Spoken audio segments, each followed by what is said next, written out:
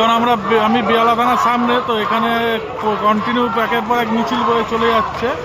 তো আবার এখানে থানার সামনে একটু আগেও একবার দাঁড়ানো হয়েছিল, আবার এখানে একটা হচ্ছে, তো সেটাই দেখাচ্ছি সবাইকে।